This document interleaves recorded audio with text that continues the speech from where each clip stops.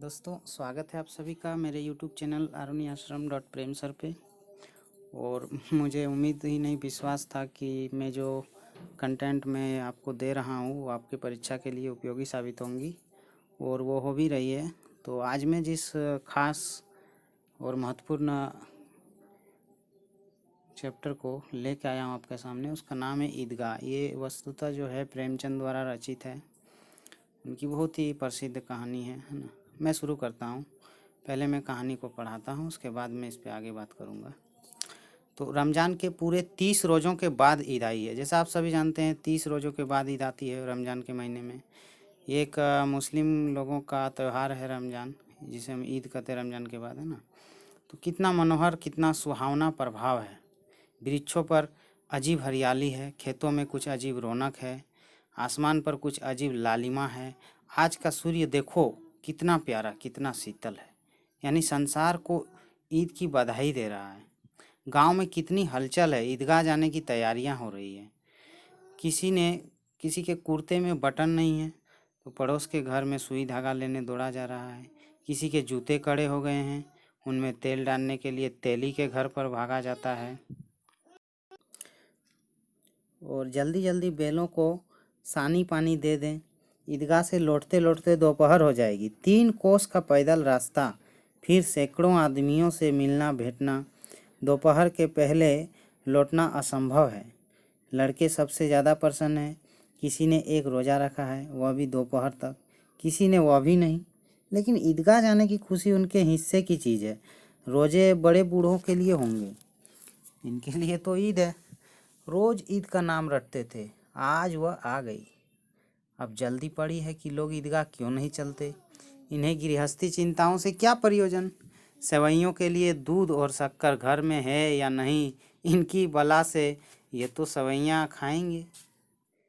वह क्या जाने कि अब्बा जान क्यों बद हवास चौधरी कायम अली के घर दौड़े जा रहे हैं। उन्हें क्या खबर कि चौधरी आंखें बदल ले तो यह सारी ईद मुहर्रम हो जाए। उनकी अपनी जेबों में तो कुबेर काधन का जो धन है भरा हुआ है। बार बार जेब से अपना खजाना निकाल कर गिनते हैं और खुश होकर फिर रख लेते हैं। महमूद गिनता है, 1, 2, 10, 12। उसके पास 12 पैसे हैं।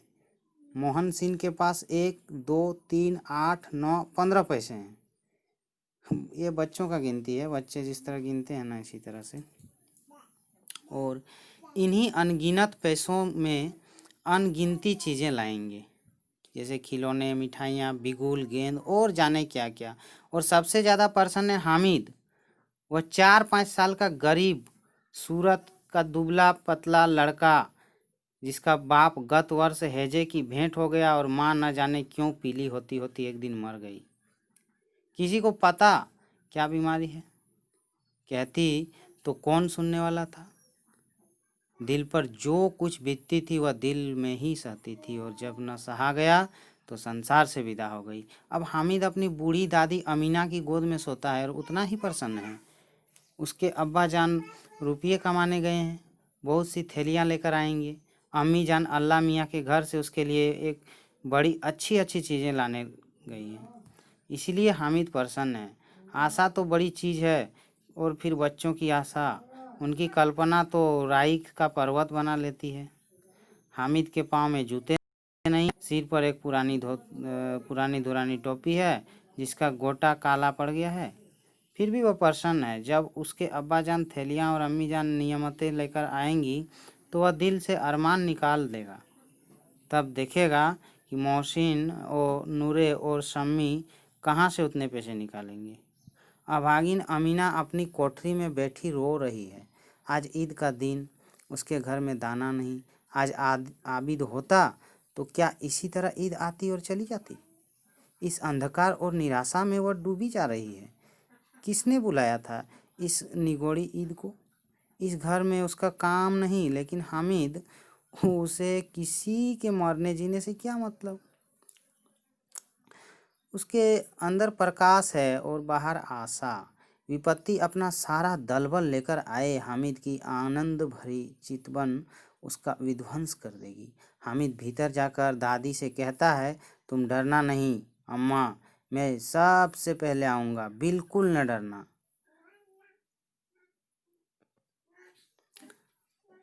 अमीना का दिल कचोट रहा है। गांव के बच्चे अपने अपने बाप के साथ जा रहे हैं। हामिद का बाप अमीना के सिवा और कौन है? उसे कैसे अकेले मेले जाने दे? उस भीड़ भाड़ से बच्चा कहीं खो जाए तो क्या हो? नहीं, अमीना उसे यूं न जाने देगी। नन्ही सी जान, 3 कोस चलेगा कैसे? पैर में छाले पड़ जाएंगे, जूते भी तो नहीं हैं। वह थोड़ी थोड़ी दूर पर उसे गोद में ले लेती, लेकिन यहाँ सेवैयाँ कौन पकाएगा? पैसे होते तो लौटते लौटते सब सामग्री जमा करके चटपट बना लेती। यहाँ तो घंटों चीज़ें जमा करते लगेंगे। मांगे का ही तो भरोसा ठहरा। उस दिन फहीमन के कपड़े सिले थे, 8 आने पैसे मिले थे। उस उठन्नी को ईमान की तरह बचाती चली आती थी इसी ईद के लिए, लेकिन कल ग्वालन सिर पर सवार हो गई तो क्या करती? हामिद के लिए कुछ नहीं दे तो 2 पैसे का दूध तो चाहिए ही। अब तो कुल 2 आने पैसे बच रहे हैं। 3 पैसे हामिद की जेब में, 5 अमीना के बटुए में। यही तो बिसात है और ईद का त्योहार, अल्लाह ही बेड़ा पार लगाए। धोबन और नाइन और मेहतरानी और चूड़ीहारिन सभी तो आएंगी। सभी को सवैयाँ चाहिए और थोड़ा किसी को आँखों नहीं लगता। किस किस से मुँह चुराएंगी? और मुँह क्यों चुराए? साल भर का त्यौहार है, ज़िंदगी खैरियत से रहे।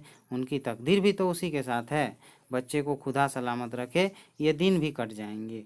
गांव से मेला चला और बच्चों के साथ हामिद भी जा रहा था।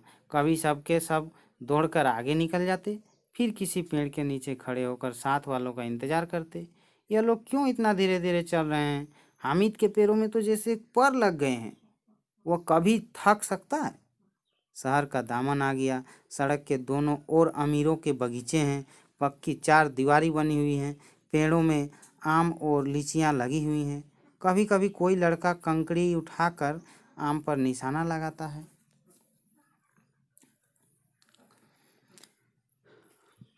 तो माली अंदर से गाली देता हुआ निकलता है। लड़के वहाँ से एक फलांग पर हैं, खूब हंस रहे हैं। माली को कैसा उल्लू बनाया है। बड़ी बड़ी इमारतें आने लगी। यह अदालत है या कॉलेज है या क्लब घर है? इतने बड़े कॉलेज में कितने लड़के पढ़ते होंगे? सब लड़के नहीं हैं जी, बड़े बड़े आदमी हैं। सच, उनकी बड़ी बड़ी मूछें हैं। इतने बड़े हो गए, अभी तक पढ़ते जाते हैं। न जाने कब तक पढ़ेंगे और क्या करेंगे इतना पढ़कर। हामिद के मदरसे में 2-3 बड़े बड़े लड़के हैं, बिल्कुल 3 कौड़ी के।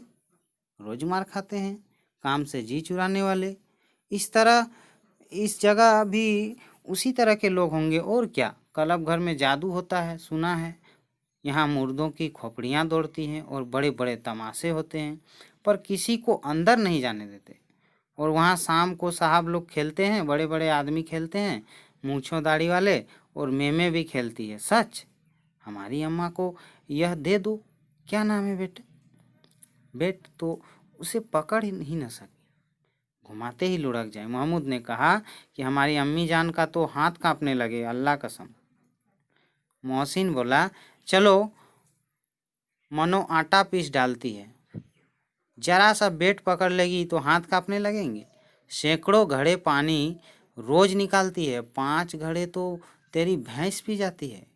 किसी मेम को 1 घड़ा पानी भरना पड़े तो आंखों तक अंधेरी आ जाए। महमूद बोलता है कि लेकिन दौड़ती तो नहीं, उछल कूद तो नहीं सकती। तब मोहसिन बोल रहा है, एक्चुअली यहाँ पे जो है मेला जाने के दौरान जो बच्चे आपस में बातचीत करते हैं उसका दृश्य है।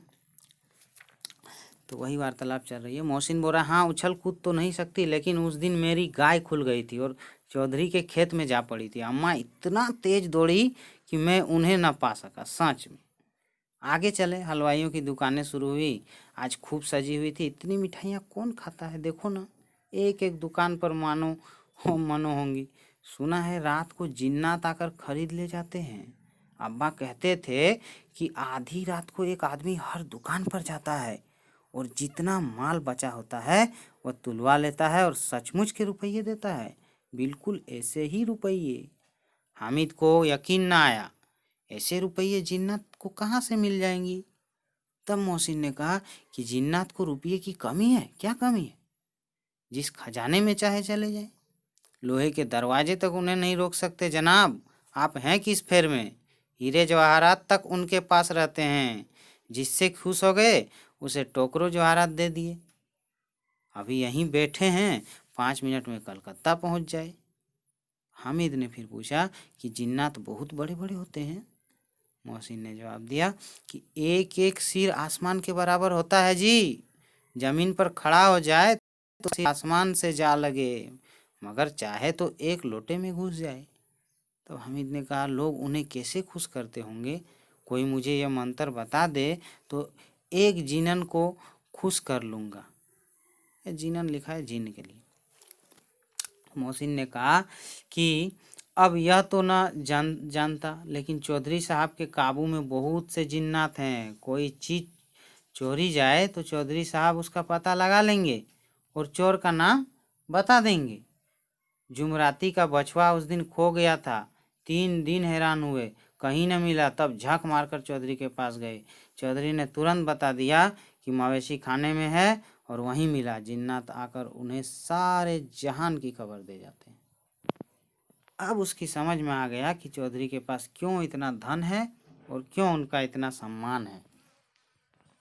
आगे चले, यह पुलिस लाइन है।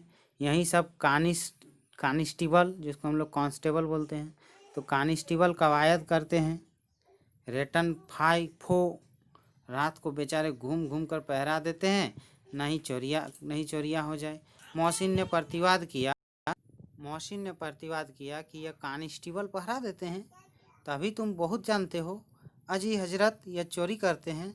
शहर में जितने चोर डाकू हैं सब इनसे मोहल्ले में जाकर जागते रहो पुकारते हैं, तभी इन लोगों के पास इतने रुपये आते हैं। मेरे मामू एक थाने में कानिस्टेबल हैं, 12 रुपया महीना पाते हैं, लेकिन 50 रुपये घर भेजते हैं। अल्लाह कसम।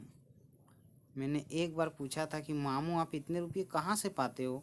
हंसकर कहने लगे, बेटा अल्लाह देता है।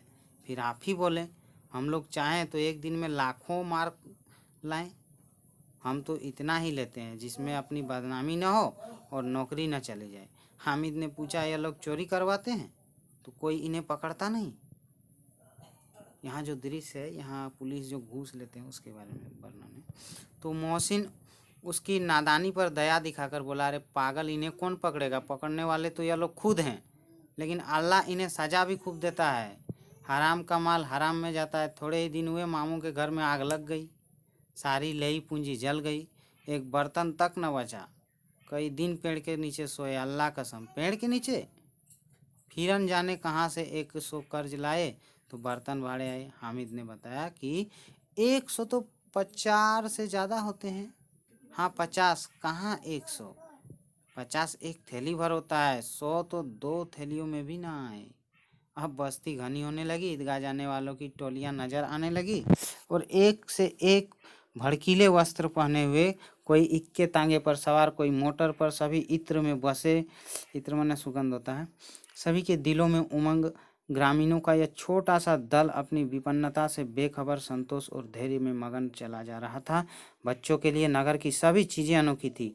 जिस चीज़ की ओर ताकते ताकते ही रह जाते और पीछे से ऑर्न की आवाज़ होने पर भी न चेतते।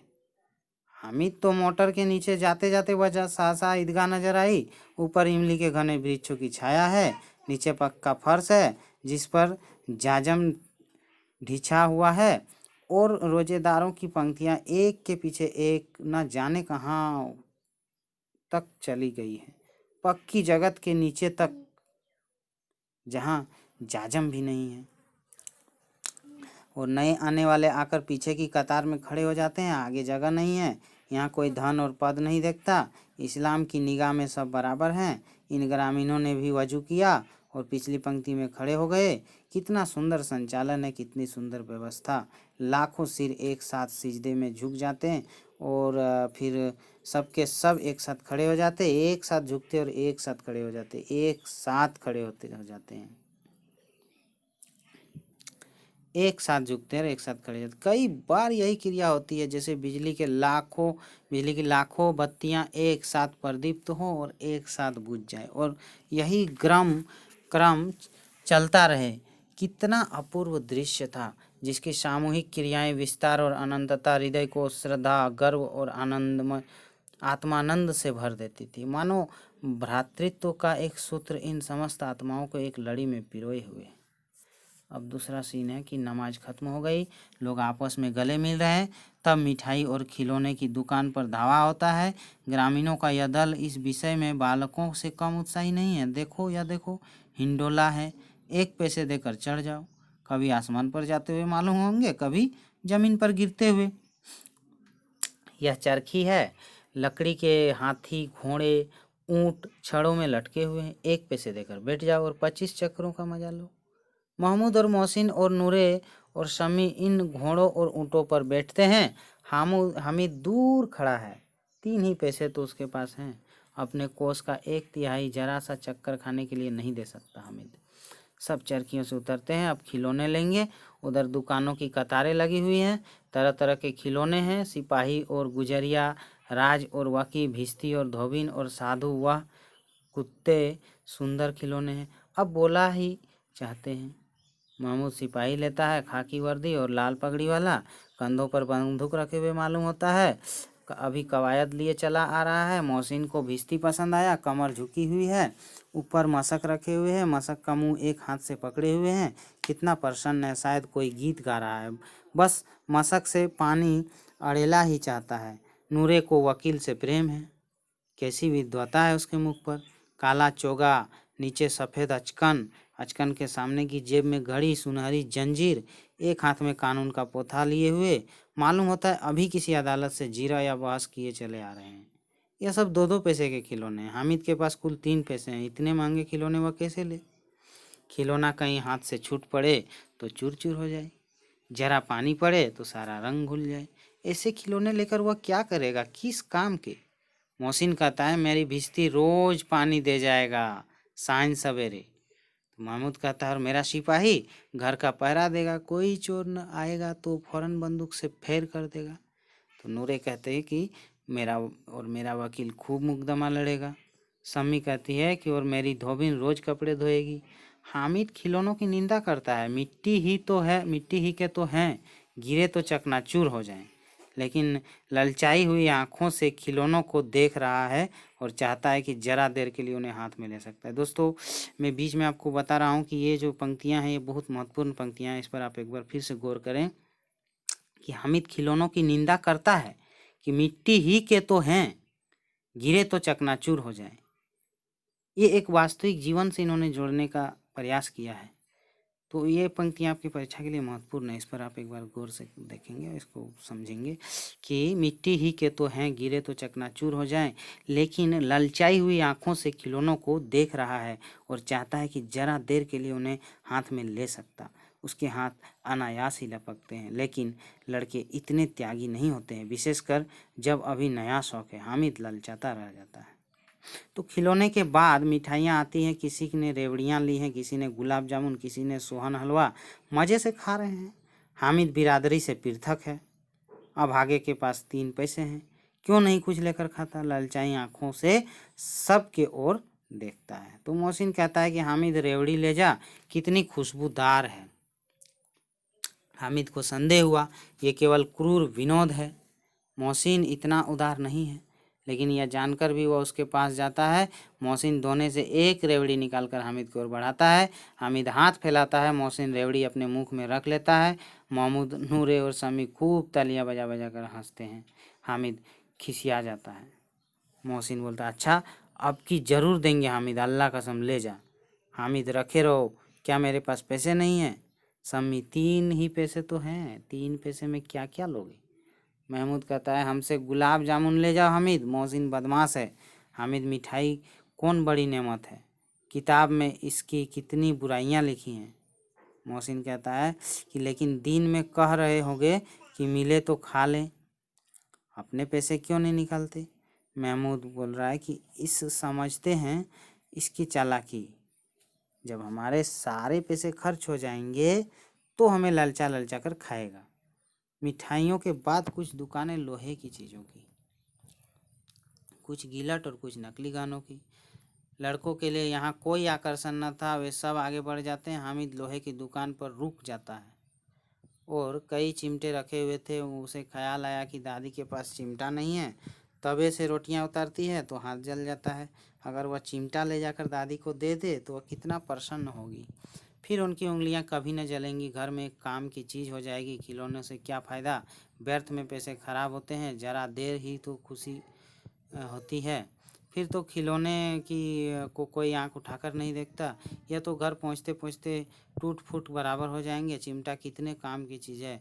रोटियां तवे से उतार लो, चूल्हे में सेक लो।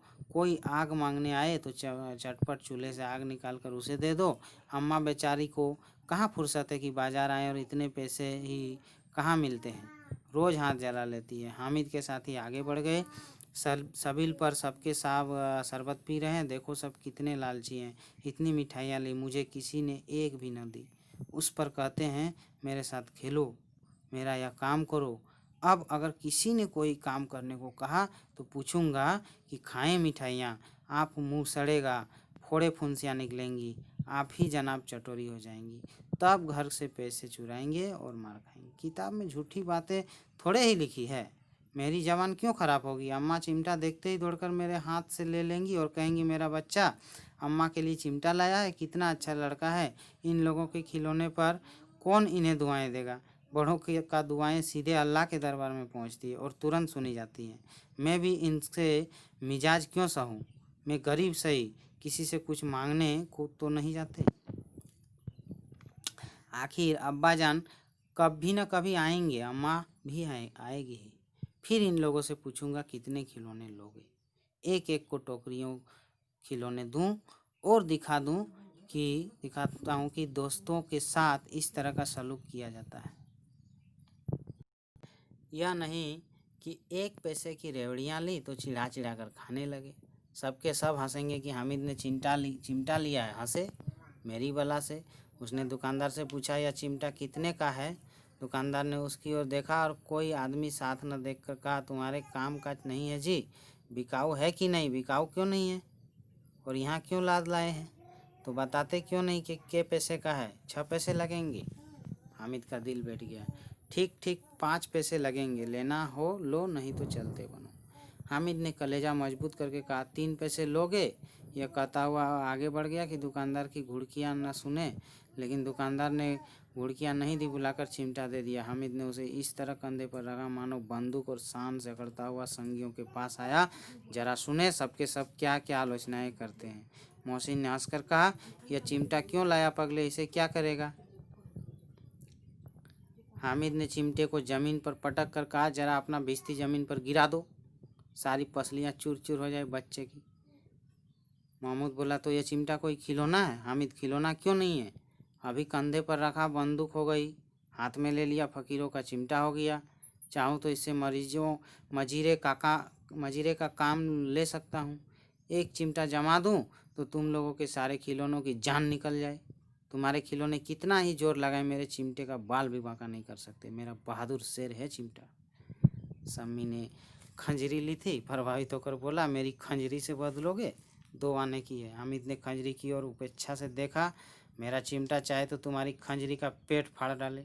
बस एक चिमटे की झिल्ली लगा दी, ढप ढप बोलने लगी। जरा सा पानी लग जाए तो खत्म हो जाए। मेरा बहादुर चिमटा आग में, पानी में, आंधी में, तूफान में बराबर डटा रहेगा। चिमटे ने सभी को मोहित कर लिया। अब पैसे किसके पास धरे हैं। फिर मेले से दूर निकल आए। 9 कब के बज गए। धूप तेज हो रही है, घर पहुंचने की जल्दी हो रही है। बाप से जिद भी करे तो चिमटा नहीं मिल सकता। हामिद है बड़ा चालाक, इसलिए बदमाश ने अपने पैसे बचा रखे थे। अब बालकों के 2 दल हो गए हैं। मोहसिन, मोहम्मद, सम्मी और नूरे एक तरफ है, हामिद अकेला दूसरी तरफ। शास्त्रार्थ हो रहा है। सम्मी तो विधर्मी आ गया, दूसरे पक्ष से जा मिला। लेकिन मोहनी, महमूद और नूरे भी हामिद से एक एक 2 साल बड़े होने पर भी हामिद के आघातों से आतंकित हो उठे हैं। उसके पास न्याय का बल है और नीति की शक्ति। एक और मिट्टी है, दूसरी ओर लोहा।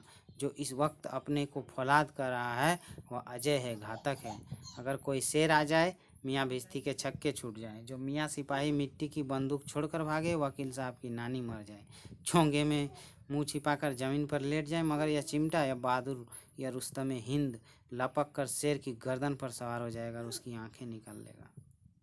मौसी ने एड़ी चोटी का जोर लगाकर कहा कि अच्छा पानी तो नहीं भर सकता। हामिद ने चिमटे को सीधा खड़ा करके कहा, भिश्ती को एक डांट बताएगा तो दौड़ा हुआ पानी लाकर उसके द्वार पर छिड़कने लगेगा। मोहसिन परास्त हो गया, पर महमूद ने कुमुक पहुंचाई, अगर बचा पकड़ जाए तो अदालत में बंधे बंधे फिरोगे, तब तो वकील साहब के पैरों पड़ेगे। तो हामिद इस प्रबल तर्क का जवाब न दे सका। उसने पूछा, हमें पकड़ने कौन आएगा? नूरे ने अकड़ कर कहा, यह सिपाही बंदूक वाला। हामिद ने मुंह चिढ़ाकर कहा, यह बेचारे हम बहादुर रुस्तम हिंद को पकड़ेंगे? अच्छा लाओ, अभी जरा कुश्ती हो जाए, इसकी सूरत देखकर दूर से भागेंगे, पकड़ेंगे क्या बेचारे? मोहसिन को एक नई चोट सूझ गई। तुम्हारे चिमटे का मुंह रोज आग में जलेगा। उसने समझा था कि हामिद लाजवाब हो जाएगा, लेकिन यह बात न हुई। हामिद ने तुरंत जवाब दिया कि आग में बहादुर ही कूदते हैं जनाब। तुम्हारे यह वकील, सिपाही और भिश्ती लेड़ियों की तरह घर में घुस जाएंगे। आग में वह काम है जो यह रुस्तम हिंद ही कर सकता है। महमूद ने एक जोर लगाया, वकील साहब कुर्सी मेज पर बैठेंगे, तुम्हारा चिमटा तो बावर्ची खाने में जमीन पर पड़ा रहने के सिवा और क्या कर सकता है? तो इस तर्क ने सामी और नूरे को भी सजी कर दिया। कितने ठिकाने की बात कही है पट्टे ने। चिमटा बावर्ची खाने में पड़ा रहने के सिवा और क्या कर सकता है? हामिद को कोई पकड़ता हुआ जवाब न सूझा, तो उसने धांधली शुरू की, मेरा चिमटा बावर्ची खाने में नहीं रहेगा। वकील साहब कुर्सी पर बैठेंगे तो जाकर उन्हें जमीन पर पटक देगा और उनका कानून उनके पेट में डाल देगा। बात कुछ बनी नहीं। खाल गाली गलौज थी, लेकिन कानून को पेट में डालने वाली बात छा गई। ऐसी छा गई कि तीनों सुरमा मुंह ताकते रह गए, मानो कोई धेलचा कानकोवा किसी गंडे वाले कानकोवे को काट गया हो। कानून मुंह से बाहर निकलने वाली चीज़ है, उसके पेट के अंदर डाल दिया जाना बेतुकी सी बात होने पर भी कुछ नयापन रखती है। हामिद ने मैदान मार लिया। उसका चिमटा रुस्तम हिंद है। अब इसमें मोहसिन, महमूद, नूरे, सम्मी किसी को भी आपत्ति नहीं हो सकती। विजेता को हारने वालों से जो सत्कार मिलना स्वाभाविक है, वह हामिद को भी मिला। औरों ने 3-3, 4-4 आने पैसे खर्च किए, पर कोई काम की चीज़ न ले सके। हामिद ने 3 पैसे में रंग जमा लिया। सच ही तो है, खिलौनों का क्या भरोसा, टूट फूट जाएगी। हामिद का चिमटा तो बना रहेगा बरसों। संधि की शर्तें तय होने लगी। मोहसिन ने कहा, जरा अपना चिमटा दो, हम भी देखें। तुम हमार भिश्ती लेकर देखो।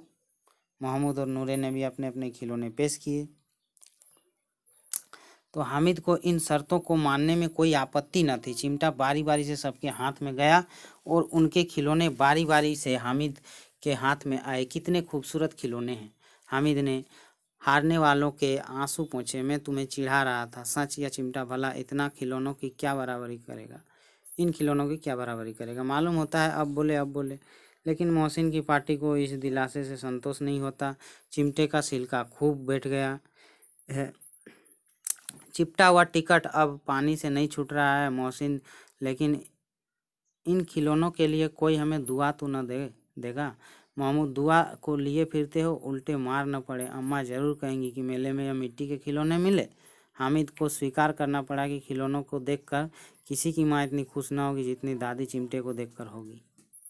तो 3 पैसों ही में तो उसे सब कुछ करना था, और उन पैसों के इस उपायों पर पछतावे की बिल्कुल ज़रूरत न थी। फिर अब तो चिमटा रुस्तम हिंद है और सभी खिलौनों का बादशाह। रास्ते में महमूद को भूख लगी, उसके बाप ने केले खाने को दिए। मासूम ने केवल हामिद को साजी बनाया। उसके अन्य मित्र मुँह ताकते रह गए। यह उस चिमटे का प्रसाद था। 11 बजे गांव में हलचल मच गई। मेले वाले आ गए। मोहसिन की छोटी बहन दौड़कर भिश्ती उसके हाथ से छीन लिया और मारे खुशी के जा उछली। तो मियाँ भिश्ती नीचे आ रहे और सुरलोक सिधारे माने भिश्ती टूट फूट गया। इस पर भाई बहन में मारपीट हुई। दोनों खूब रोए। उसकी अम्मा यह शोर सुनकर बिगड़ी और दोनों को ऊपर से 2-2 चांटे और लगाए। मियाँ नूरे के वकील का अंत उनके प्रतिष्ठानुकूल इससे ज़्यादा गौरवमय हुआ। वकील जमीन पर या ताक पर हो नहीं बैठ सकता, उसकी मर्यादा का विचार तो करना ही होगा। दीवार में खुटियाँ गाड़ी गई, उन पर लकड़ी का एक पटरा रखा गया। पटरे पर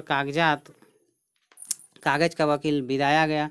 वकील साहब राजा भोज की भांति सिंहासन पर विराजे। नूरे ने उन्हें पंखा झलना शुरू किया। अदालतों में खर की टट्टियाँ और बिजली के पंखे रहते हैं, क्या यहाँ मामूली पंखा भी ना हो? कानून की गर्मी दिमाग पर चढ़ जाएगी कि नहीं? बांस का पंखा आया और नूरे हवा करने लगे। मालूम नहीं पंखे की हवा से या पंखे की चोट से वकील साहब स्वर्गलोक से मृत्युलोक में आ रहे और उनका माटी का चोला माटी में मिल गया। फिर बड़े जोर शोर से मातम हुआ और वकील साहब की अस्थि घूरे में डाल दी गई। अब रहा महमूद का सिपाही। उसे चटपट गांव का पहरा देने का चार्ज मिल गया, लेकिन पुलिस का सिपाही कोई साधारण व्यक्ति तो नहीं जो अपने पैरों चले। वो पालकी पर चलेगा। एक टोकरी आई, उसमें कुछ लाल रंग के फटे पुराने चिथड़े बिछाए गए जिसमें सिपाही साहब आराम से लेटे। नूरे ने यह टोकरी उठाई और अपने द्वार का चक्कर लगाने लगे। उनके दोनों छोटे भाई सिपाही की तरह सोने वाले जागते रहो पुकारते चले गए। सोने वाले मतलब सोने वाले। मगर रात तो अंधेरी होनी चाहिए।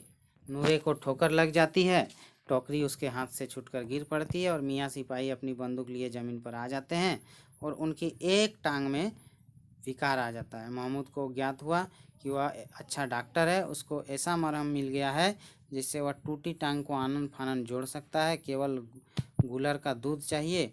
गूलर का दूध आता है, टांग जवाब दे देती है। शल्य क्रिया असफल हुई, तब उसकी दूसरी टांग भी तोड़ दी जाती है। अब कम से कम एक जगह आराम से बैठ तो सकता है। एक टांग से न चल सकता न बैठ सकता था। अब वह सिपाही सन्यासी हो गया है। अपनी जगह पर बैठा बैठा पहरा देता है, कभी कभी देवता भी बन जाता है। और अब वह सिपाही सन्यासी हो गया, अपने जगह पर बैठा बैठा पहरा देता है, कभी कभी देवता भी बन जाता है। उसके सिर का झालरदार साफा खुरच दिया गया है। अब उसका जितना रूपांतर चाहो कर सकते हो। कभी कभी तो उसके बाट का काम भी लिया जाता है। अब मियाँ हामिद का हाल सुनी। अमीना उसकी आवाज़ सुनते ही दौड़ी और उसे गोद में उठाकर प्यार करने लगी। सासा उसके हाथ में चिमटा देखकर वह चौंकी। यह चिमटा कहाँ था? मैंने मोल लिया है। के पैसे में? 3 पैसे दिए। अमीना ने छाती पीट ली।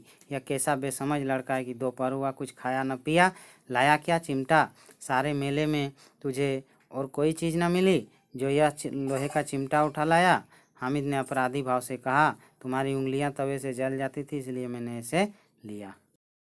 बुढ़िया का क्रोध तुरंत स्नेह में बदल गया और स्नेह भी वह नहीं जो प्रगल्भ होता है और अपनी सारी कसक शब्दों में बिखेर देता है। यह मूक स्नेह था, खूब ठोस रस और स्वाद से भरा हुआ। बच्चे में कितना व्याग, कितना सद्भाव और कितना विवेक है। दूसरों को खिलौने लेते और मिठाइयाँ खाते देखकर इसका मन कितना ललचाया होगा। इतना जब्त इससे हुआ कैसे? वहाँ भी इसे अपनी बुढ़िया दादी की याद बनी रही। अमीना का मन गदगद हो गया। और अब एक बड़ी विचित्र बात हुई। हामिद के इस चिमटे से भी विचित्र बच्चे हामिद ने बूढ़े हामिद का पार्ट खेला था। बुढ़िया अमीना बालिका अमीना बन गई। वह रोने लगी। दामन फैलाकर हामिद को दुआएं देती जाती थी और आंसू की बड़ी बड़ी बूंदें गिराती जाती थी। हामिद इसका रहस्य क्या समझता? तो दोस्तों, मुझे लग रहा है कि आपको ये कहानी मैंने जिस तरह से सुनाया है आप ज़रूर इसको समझ गए होंगे। और इससे अगर कोई भी सवाल आपके परीक्षा में आएगा तो आप उसका आंसर अपने से लिख सकते हैं, अपने शब्दों में दे सकते हैं। हालांकि मैं इसके सवालों को अभी मैं हो सकता है मैं अपलोड कर दूं, तो मेरे चैनल पे सब्सक्राइब कीजिए, क्योंकि सब्सक्राइब कीजिएगा तो आपको डायरेक्ट ये चीज़ मालूम हो जाएगा कि मैंने कब क्या डाला है, कि आपके लिए कौन सा चीज़ महत्वपूर्ण हो जाए ये कहना मुश्किल है। इसीलिए आप सब्सक्राइब करें और जानते रहें, मेरे अगले वीडियो का इंतज़ार करें, ताकि मैं आपको और महत्वपूर्ण चीज़ें आपके सामने लाऊंगा।